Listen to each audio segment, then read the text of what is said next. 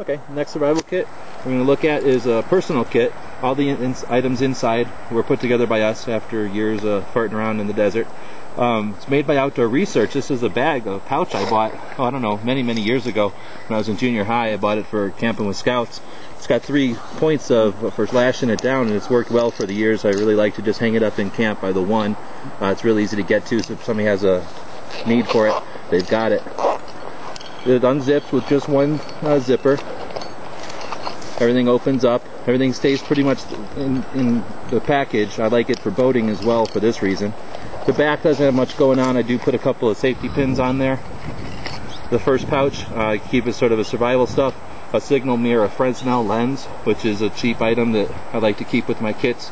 It lets you see things if you need to, like a small cactus thorn, or even start a fire if you needed to from the sun. A little bit of Vaseline, good for chapped lips and whatnot. Hemostats, again, we're in the desert, so pulling out those little cactus spines is a lot easier with these. Actually, some of the larger cactus spines too, it's easier to get a good grip on them. We've got an emergency blanket and some moleskin for when we're hiking.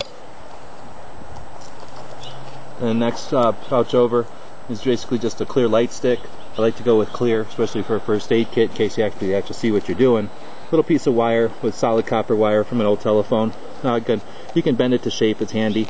I've got some older stuff. Looks like I need to get rid of some of this stuff. Got a condom in there, some 4x4 gauze pads, and some bandages. We've got some Q-tips and a couple of these, whatever I call toothpicker things. They're real handy after a couple of days out without brushing your teeth or something. It's nice to have something to pick your teeth.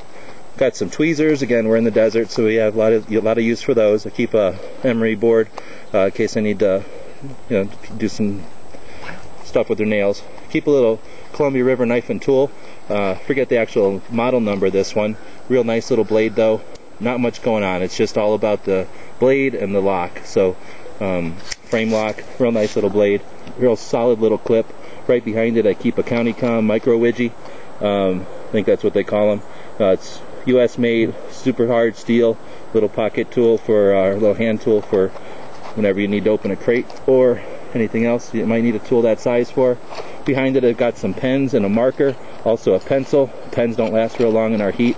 Got some zip ties. Behind here we keep some rubber gloves in a vacuum seal, as well as usually some loose ones. And that's just in a pouch sort of behind this section. In this last section there's a web that'll unzip, and that allows you to keep some smaller items that don't fit into pockets. And I've got plenty of stuff in here. I got a snake bite kit, which is probably going to leave the kit. Been bit by plenty of snakes now and never used it.